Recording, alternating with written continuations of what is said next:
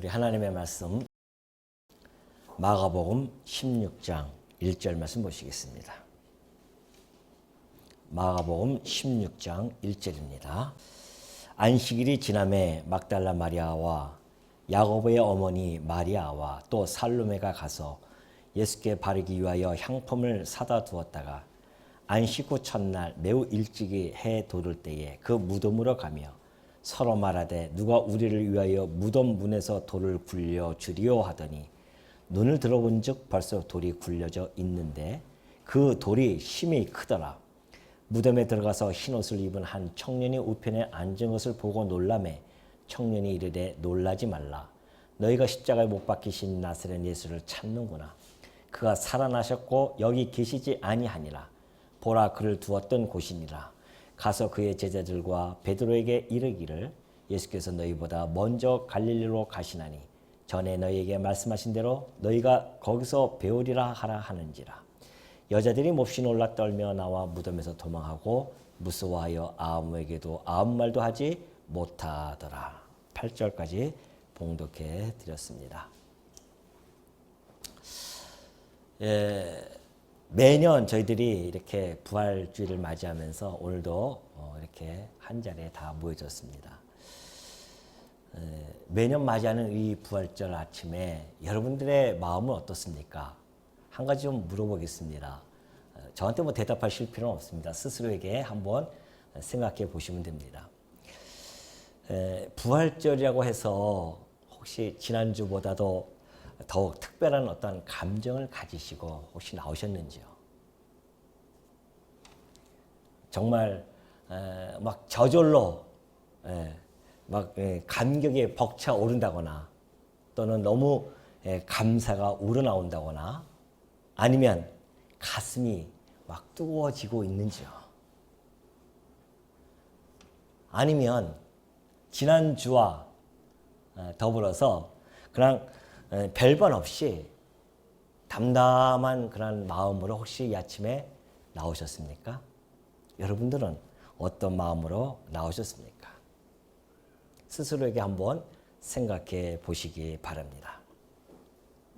매년 그렇듯이 우리가 이 부활절 칸타타 찬양을 하거나 또는 삶은 달걀을 통해서 부활절을 기념하며 1년 중 한 번 그렇게 드리는 교회 행사로 지내는 것이 과연 부활에 대한 올바른 자세인가에 대한 문제도 오늘 이 아침에 한번 곰곰이 생각해 볼 문제입니다. 그렇다고 한다면 우리 성경에서는 이 부활절 아침에, 이 부활 아침에 그 현장에서는 어떤 모습이 비춰졌는지를 어떻게 묘사하고 있는지를 우리는 한번 살펴볼 필요성이 있습니다. 그때 부활하신 그 빈 무덤 앞에서 많은 성도들은 감격과 감동과 그리고 기쁨에 주체하지 못하고 찬양을 부르면서 환희에 가득 차 있었을까요? 아니면 어떤 모습으로 있었을까요? 우리는 본문을 통해서 하나하나 살펴보도록 하겠습니다. 자, 우리 좀 아까 봉독해 드렸듯이 이제 안식일이 지나서 막달라 마리아와 야고보의 어머니 그리고 마리아, 살로메 이 세 여인이 향품을 가지고 예수님의 무덤으로 찾아갑니다. 각 복음서에 보면은 그날 아침에 찾아왔던 그런 그 여성들이 대부분 이렇게 나와 있습니다. 그러니까 예를 들어서 뭐 마태복음에는 막달라 마리아와 다른 마리아라고 이렇게 표현이 되어 있고요. 누가복음에는 예수를 따라서 온 갈릴리에서 예수와 함께 온 여자들 이렇게 표현이 되어져 있고 또한 요한복음에는 막달라 마리아만 표현되어 있습니다. 그래도 이 마가복음에서는 좀 더 자세하게 묘사가 되어져 있죠. 막달라 마리아와 야고보의 어머니 마리아 그리고 살로메라고 하는 여성 세 분이 지금 무덤가로 가고 있습니다. 얼마나 그때 가는 발걸음은 무겁겠습니까? 그토록 따라다녔던 그 예수님이 죽으셔서 무덤가에 묻혀 있는데 그래도 향품이라도 사서 그 죽으신 그 몸을 좀 닦아드리고 그 안에 뿌리고 싶은 마음에 그들은 무덤에 갑니다. 그러나 한 가지 걱정거리가 있었어요. 그 무덤은요, 우리가 생각하는 그런 무덤과는 다릅니다. 오늘 우리 한번 보시면 무덤에 직접 가보지 못했지만은 우리 사진으로 보면요, 우리가 가지고 있는 무덤의 그런 개념과 좀 다르죠. 이렇듯이 큰 돌이 그 무덤의 앞에 가려져 있었습니다. 여러분 이렇게 보시다시피 이 돌을 여성 세 분이서 이것을 옮긴다는 것은 쉽지가 않죠. 그러니 걱정할 수밖에 없었습니다. 가는 발걸음이 무거운 거죠. 도대체 누가 이 돌을 옮겨줄까 하면서 걱정하면서 가고 있었습니다. 근데 웬일이에요? 갔더니만 이렇듯이 무덤에 돌이 이렇게 열려져 있었습니다. 마태복음에는 이 사건을 대해서 좀 더 자세하게 설명해 주고 있습니다. 큰 지진이 납니다. 지진이 나면서 하늘에서 천사가 내려와요. 그리고 그 무덤의 돌을 굴러서 그 위에 앉아 있음을 표현해 주고 있습니다. 그러니까 이 돌을 옮긴 것은 천사가 분명하죠. 왜 이 돌문을 열어놨을까요? 우리 예수님 때문에 그랬을까요? 아니에요. 바로 오늘 아침에 찾아올 그러한 성도들을 위해서 하나님께서는 이미 천사를 보내서 그 문을 열고 빈 무덤을 확인시켜 주기 위하여 그 문을 열어놓고 기다리고 있었습니다. 마침내 그들은 가봤더니만 문이 열려져 있었어요. 너무 놀랐습니다. 그래서 그 안에 들어갔더니만 한 청년이 우편에 앉아있는 것을 보고 놀랍니다.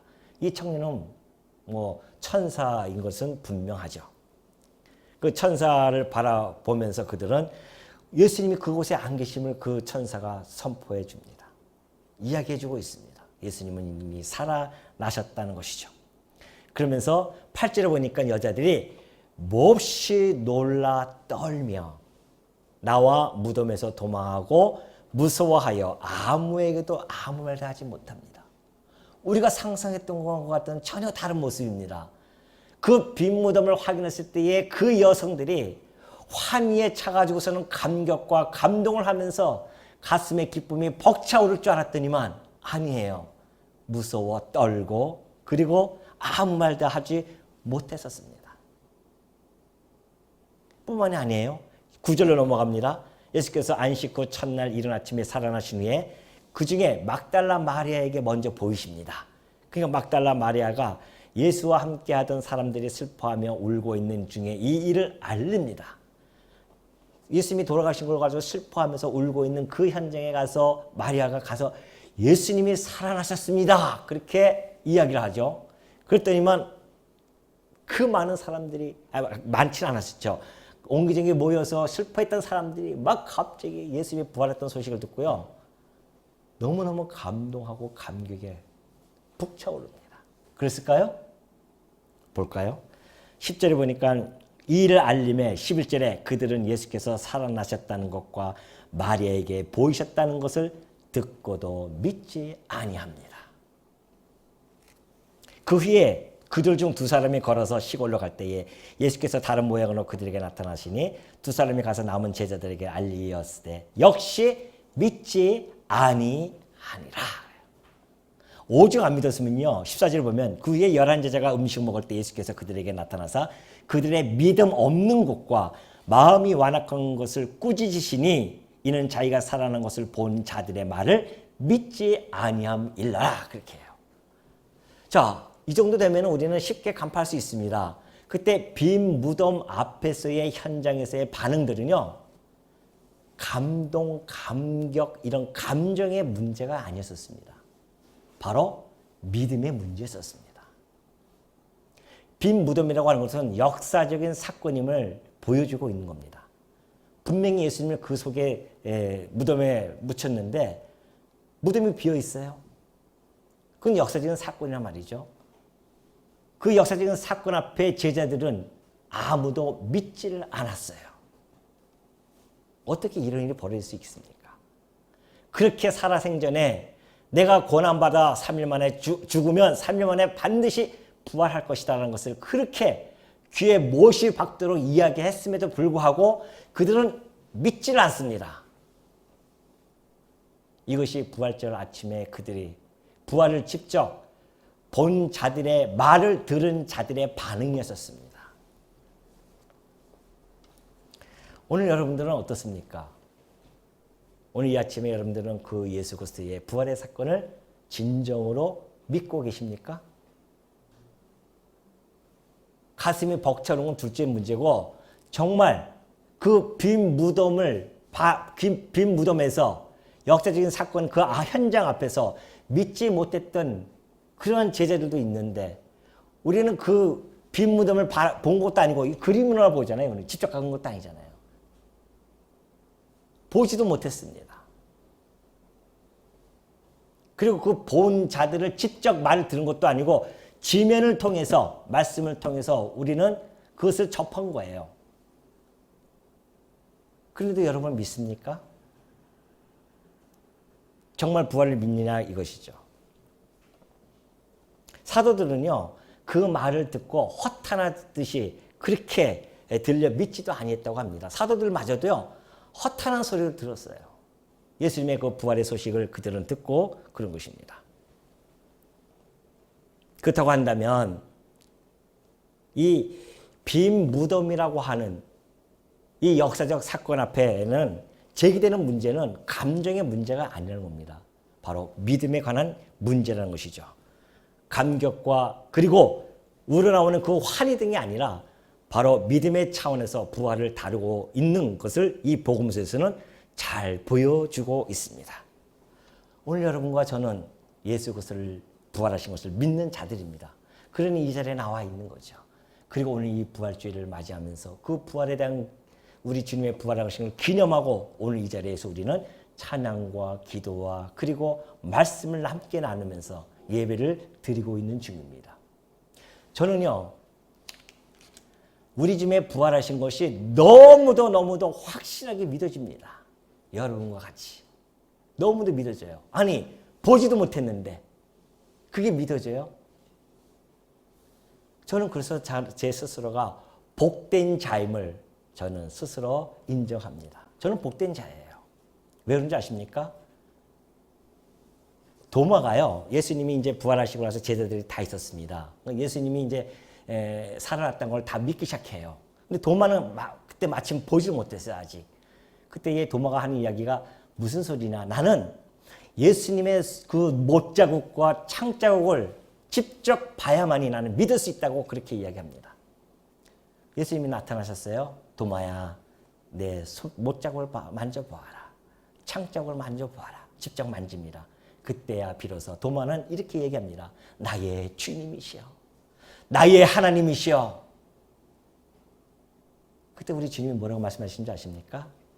너는 나를 본 거로 믿느냐? 보지 못하고 믿는 자가 복되도다. 그런 말씀을 하십니다. 보지 못하고 믿는 것. 그때 당시에 제자들은 다 부활하신 예수를 바라봅니다. 이제 볼 겁니다. 그리고 믿음을 갖게 되어질 것입니다. 그러나 직접 보고 믿는 것보다 보지 못하고 믿는 자들이 복됨을 우리 주님이 선포하십니다. 왜 그런지 아십니까? 예수님을 부활한 것을 보지도 못했는데 어떻게 믿어질 수가 있어요? 이건 기적이에요. 수많은 사람들은 안 믿어집니다. 지금도 많은 사람들은 믿지 않고 있습니다.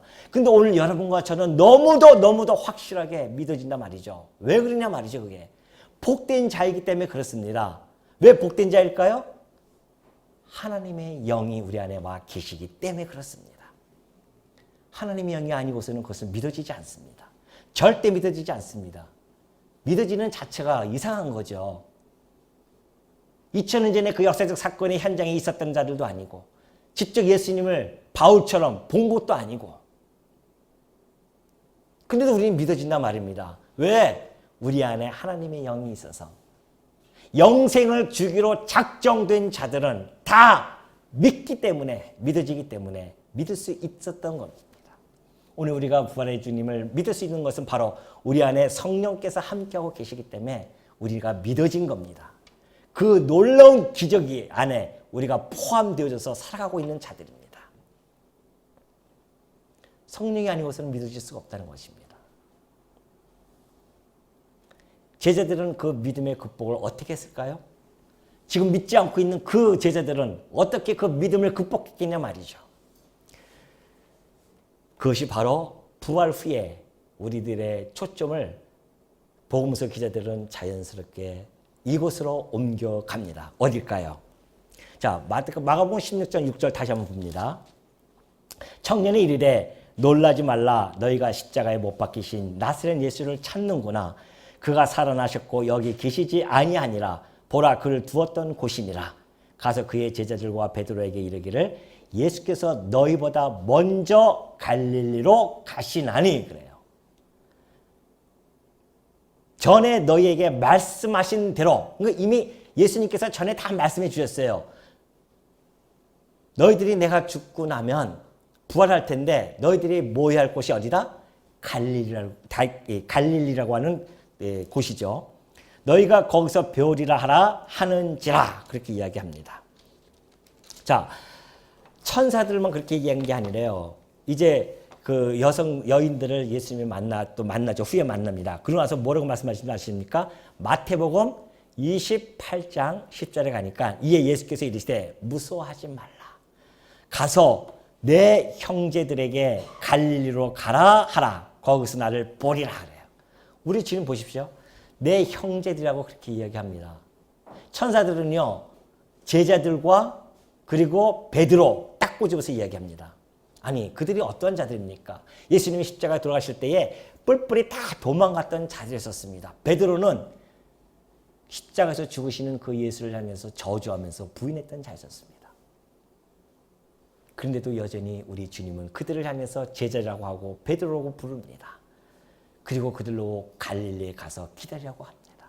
거기서 보자고 합니다. 예수님도 직접 내가 갈릴리에 갈 테니까 너희들 네 형제들에게 가서, 내 형제들, 우리 주님이 하시는 말씀이에요.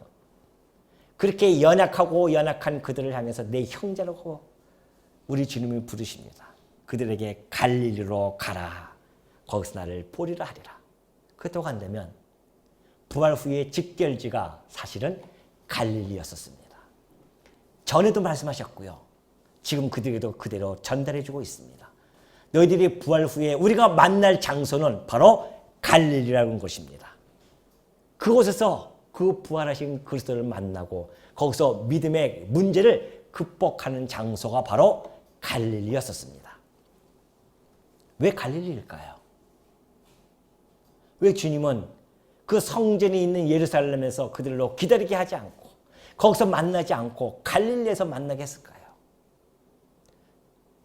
전에 제가 말씀드린 바가 있듯이 이사야 선지자가 이사야 9장 1절에서 보여주듯이 전에 고통받던 자들에게 흑암이 없으리로다. 옛적에는 여호와께서 스불론 땅과 납달리 땅이 멸시를 당하게 하셨더니 후에는 해변길과 요단 저쪽 이방의 갈릴리를 영원롭게 하셨다고 하는 이 700여 년 전의 이 말씀을 이루시기 위하여 우리 주님께서는요, 나사렛에서 사시다가, 물론 베들레헴에서 태어나셨고 나사렛에서 사시다가 그 갈릴리 지역 가버나움 지역에 옮기셔서 사십니다.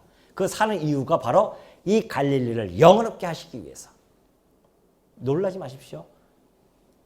12 제자 중에 가룟 유다, 예수님을 배반하고 죽은 그 가룟 유다 빼고요, 나머지 11 제자가 이 갈릴리에서 다 선택한 제자들입니다. 가룟 유다만 저 유대 지역의 사람이었어요. 그리고 갈릴리 지역에서 첫 복음을 시작합니다. 놀라운 폐쇄적 사건을 갈릴리에서부터 시작합니다. 그런데 그곳에 다시 모이라고 해요. 그리고 이따 나오겠지만 그곳에서 마지막 명령을 하달합니다. 갈릴리가 그렇게 복음적으로 봤을 때는 매우 뜻깊은 그러한 도시였었습니다. 자, 갈릴리에서 예수님께서는 모여서 그들에게 단지 그 믿음만 확인시키는 것이 아니었습니다. 그들이 다 모였어요. 갈릴리에 모였을 때에 마태복음 28장에 가면 그래요. 11 제자가 이제 갈릴리에 가가지고서는 예수께서 지시하신 산에 이르릅니다. 그것에 다 모여졌어요. 그때에 예수께서 나와서 말씀하여 이르시되 하늘과 땅의 모든 권세를 내게 주셨으니, 하늘과 땅의 모든 권세를 주셨다고 합니다. 그럼 무슨 얘기예요? 예수님께서 죽으셨다가 부활하심으로 말미암아 하나님께서 모든 권세를 그에게 주심으로 말미암아 그 권세자로서 그를 이길 자도 없고 그리고 그를 대적할 자도 아무도 없다는 겁니다. 하늘과 땅의 권세를 잡았다고 하는 것은 그를 이길 자가 아무도 없어요. 음부의 권세조차도 그를 이길 수가 없다는 겁니다. 하나님이 내게 그 은수를 주었다. 그 권세를 주었다. 그러므로 그러잖아요. 그 권세를 내게 주었으므로 너희는 가서 모든 민족을 제자로 삼아 아버지와 아들과 성령의 이름으로 세례를 베풀고 내가 너희에게 분부한 모든 것을 가르쳐 지키게 하라. 볼지어다 세상 끝날까지 너희와 항상 함께 있으리라. 제자들에게 하신 말씀이에요. 가라! 그런 얘기합니다. 갈릴리 최후의 명령이 그 제자들에게 드디어 주어집니다. 그들을 갈릴리로 모은 것은 그들을 그곳에서 머물게 하려는 것이 결코 아니었음을 알 수가 있습니다. 그들에게 마지막 명령을 하달하기 위해서 그들에게 모이라고 한 것입니다. 갈릴리에서 그들은 믿음을 극복합니다. 아, 주께서 정말 살아나셨구나라는 것을 그들이 믿게 되어집니다. 그 믿음을 가진 자들에게 사명을 주십니다. 이제는 그들은 다시 가야 할 그 결단 앞에 놓여지게 된 것입니다.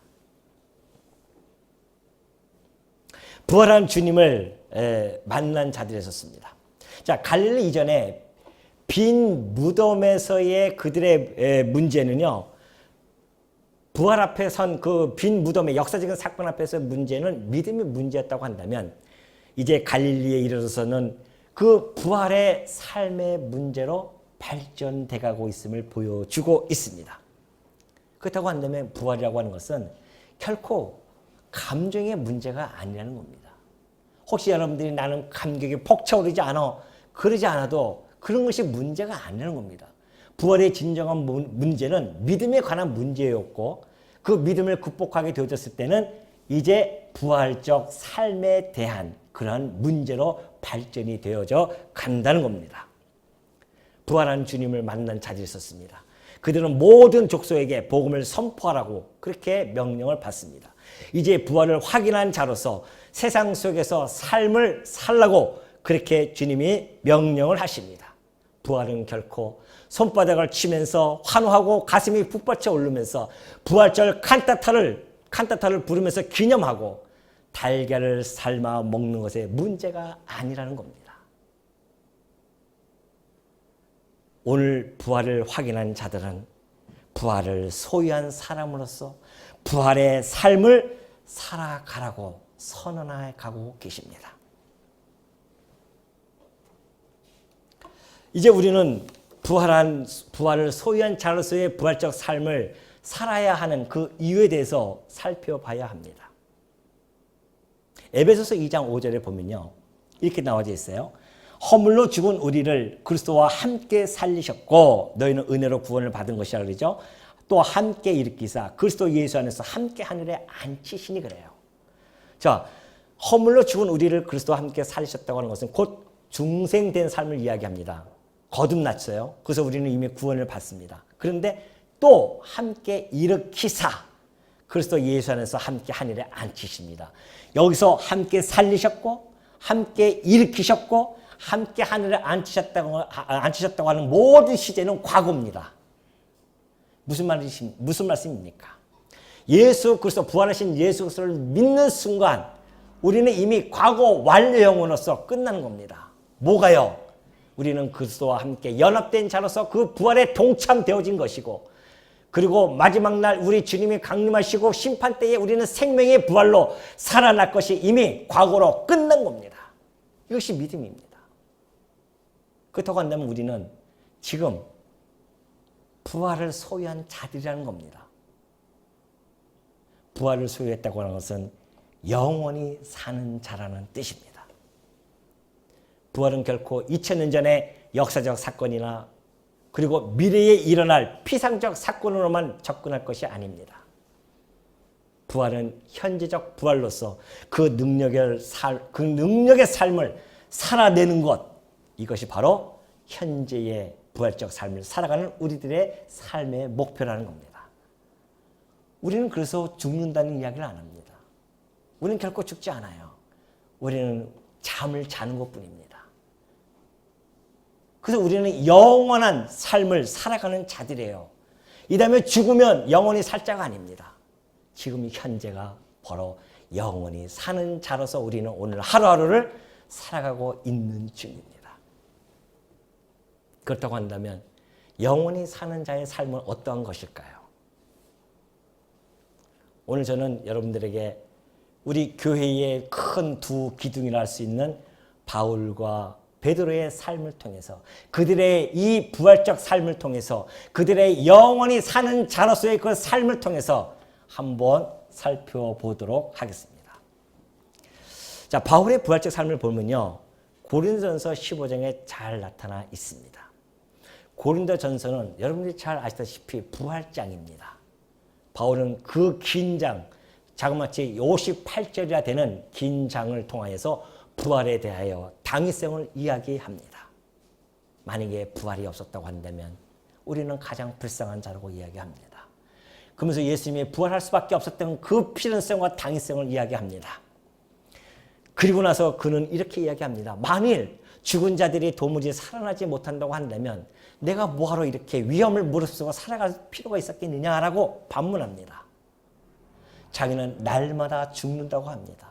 왜 날마다 죽습니까? 날마다 위험에 노출되어져 있다는 이야기입니다. 그를 끝없이 위협하는 자들이 쫓아오고 있습니다. 그는 날마다 죽는 모습으로 살아가고 있습니다. 그는 위험에 늘 처해져 있었습니다. 그러면서 15장 32절에 이렇게 이야기합니다. 내가 사람의 방법으로 에베소에서 맹수와 더불어 싸웠다면 내게 무슨 유익이 있으리요? 죽은 자가 다시 살아나지 못한다면 내일 죽을 터이니 먹고 마시자 하리라. 만약에요, 바울이 세상 사람들처럼 자기가 가지고 있는 철학이라든가 자기의 사상을 가지고 싸웠다고 한다면 에베소에 있는 맹수는 그 에베소에 있는 유대인들을 이야기합니다. 얼마나 그 에베소에서 바울을 잡아 죽이려고 그들이 난리를 폈자, 소동을 일으켰지 않습니까? 근데 바울이 만약에 자기가 가지고 있는 사상, 철학을 가지고 싸웠다고 한다면 무슨 유익이 있겠어요, 그거? 바울이 하는 이야기는 그런 이야기입니다. 나는 만약에 내가 부활이 없다고 하면, 자기가 지금 이 싸운 것은 부활하신 그 그리스도를 위해서, 부활하신 그 목격한 부활하신 복음을 전하기 위해서 이렇게 싸웠는데, 만약에 부활이 없다고 한다면 많은 사람들, 자기를 포함해서 많은 사람들이 내일 죽을 터이니 먹고 마시자 할 것이다. 당연한 거 아닙니까? 부활이 왜 그걸 바울이 왜 그걸 모르겠습니까? 너무나 잘 알죠. 바울은. 이 세상 많은 사람들이요, 태어나서 죽기 위해 태어난 짐승, 이성 없는 짐승과 같은 삶을 살아가고 있습니다. 그들이 들으면 기분 나빠할지 모르겠지만 사실은 그래요. 자기 본능대로 살아갑니다. 세상의 잣대로 만들어진 도덕과 윤리로 자기네 삶을 가치롭게 만들고자 애쓰지만은 결코 그리 되지 않음을 역사 속에서 우리는 증명받고 있습니다. 만약에 부활의 삶이 없다고 한다면 여러분이 여기 왜 앉아 있겠습니까? 매 주일마다 왜 이곳에 와서 피곤한 몸을 이끌고 이곳에 앉아 있겠냐 말이죠. 부활의 삶이 없다고 한다면, 십자가 사건만 있다고 한다면 우리에게 그것이 무슨 의미가 있겠으며 그 십자가 사건이 우리에게 어떤 가치를 줄 수 있겠냐 말이죠. 부활이 없다면. 우리 주님의 부활이 있기 때문에 십자가 사건의 가치와 의미가 부여되어지는 겁니다. 그 부활의 삶을 우리가, 그 그리스도의 부활을 우리가 믿지 못한다고 한다면 우리는 여전히 세상 사람들과 더불어서 내일 죽을 터인데 오늘은 먹고 마시고 자기 본능대로 살아가는 건 당연한 모습 아니겠어요? 그러니 세상 사람들은 우리가 이런 살아가는 모습을 보고 조롱하고 멸시하는 겁니다. 바보라고 이렇게 이야기하는 겁니다. 뭐하러 저들은 저렇게 모여서 저런 쓸데없는 일을 할까? 왜? 그들은 죽으면 그뿐이라는 생각을 가지고 살아가는 자들이기 때문에 그렇습니다. 그러나 우리는 그렇지 않다는 것이죠. 바울은 그 긴 이야기를 해놓고 나서 마지막 고린도전서 15장 58절에 이렇게 이야기합니다. 그러므로 모든 걸 다 이야기하고 부활의 당위성과 그리고 모든 걸 이야기하고 그러므로 예수 그리스도께서 부활하셨으므로 그런 이야기입니다. 내 사랑하는 형제들아, 견실하며 흔들리지 말고 항상 주의 일에 더욱 힘쓰는 자들이 되라. 이는 너희 수고가 주 안에서 헛되지 않은 줄 알미라. 바울은 그렇게 살아왔고 자기 형제들에게 그렇게 권면을 합니다. 견실하며 흔들리지 마라. 누가 우리를 조롱한다 할지라도, 누가 우리를 멸시한다 할지라도 결코 견실하고 흔들리지 말라는 겁니다. 왜? 우리 주님이 부활하신 것이 확실하니까. 그래서 항상 주의 일에 힘쓰라는 겁니다. 주의 일을 하다가 아이고 이거 누가 알아주지도 않는데? 이거 내 쓸데없는 일을 하는 거 아니야? 그런 거 염려하지 말고 흔들리지 말라는 겁니다. 누가 알아주든 안 알아주든 하나님이 자기에게 주신 그 은사 따라서 철저히 봉사하면서 그렇게 살아가라고 그렇게 권면합니다. 왜? 이는 너희 수고가 주 안에서 헛되지 않기 때문에 그렇다는 겁니다. 왜 헛되지 않을까요? 왜 헛되지 않을까요? 우리 주님이 부활하셨기 때문에, 살아계시기 때문에 그걸 다 보고 계신다는 겁니다. 그리고 우리에게 영원한 칭찬과 존귀함과 영광을 주시겠다고 약속했기 때문에 그것을 받을 자가 끝까지 세상에서 누가 안 알아준다고 하다가 슬그머니 손 놓고서는 뒤로 빠지고, 그게 부활적인 삶입니까? 아니에요. 바울은 그렇습니다. 바울은요, 과거에 철저한 바리새인 중에 바리새인이었습니다. 그는 철저한 율법주의자였습니다. 그는 율법에 매인 삶을 살아왔던 자였었습니다. 그러나 다메섹에서 이 부활하신 그리스도를 만납니다. 그리고 그는 그 율법에 매인 삶의 질보다도 비교할 수 없는 더 우월하고 뛰어난 그런 삶의 질을 매일매일 창조하면서 살아가는 모습을 보여주고 있습니다. 그는 결코 고난을 두려워하지 않습니다. 위험을 두려워하지 않습니다. 자기가 율법에 매여서 살았을 때는요, 남을 위협하고 살기 등등하면서 살아갔던 삶이었습니다. 그것은 누구나 가고 싶어하는 넓은 길이었어요. 그런데 바울은 다메섹에서 예수를 만났습니다. 그리고 오히려 전세가 역전되어졌습니다. 그는 날마다 죽는 위험에 도사리고 살아갑니다. 위협을 받고 살아가는 그 좁은 길로 가고 있습니다. 왜 그럴까요? 부활하신 그리스도를 만났기 때문에 그렇습니다. 부활하신 그리스도를 만났어요. 그는 그 부활하신 그리스도를 만나고 나서 아까 에베소서에 있는 그 말씀처럼 나는 그와 함께 일으켜졌고 그와 함께 하늘에 앉힌 자이니, 그가 오늘 이 세상을 살아갈 때에 그가 예수님께서 말씀하신 대로 그 명령에 순응해서 그는 고난도 두려워하지 않고 현재에서 그 부활적 삶, 영원히 사는 자로서의 그 부활의 능력을 그의 삶 속에서 펼쳐나가면서 보여줬던 삶을 잘 나타내주고 있는 것입니다. 바울은 그런 삶을 살았어요. 그것이 바로 영원히 사는 자의 삶이라는 것입니다. 고난을 두려워하지 않습니다. 베드로는 어떻습니까? 베드로는요, 3번씩이나 부인했었습니다. 예수님이 살아계실 때는 자기가 오른팔이라고 하면서 큰 소리 치면서 뭔가 한 자리 얻을 것처럼 그는 그렇게 하며 예수님을 따라다녔던 자였었습니다. 그러나 십자가상에서 그는 그를 철저히 부인하고 도망갑니다. 저주하고 도망갔습니다. 그는 갈릴리에서 예수님을 만났습니다. 그 예수님을 만났는데요, 환호하고 기쁨에 차가지고서 막 감격하고 부활절 칸타타를 부르고 그러지 않았습니다. 그는 자기의 믿음 없음을 늘 한탄하면서 오히려 무덤덤하게 고기 잡으러 갑니다. 그 부활하신 그리스도를 만나도 안 됩니다. 그 안에 예수님께서 말씀해 주셨듯이 너희들이 이 성에 떠나지 말고 기다리라.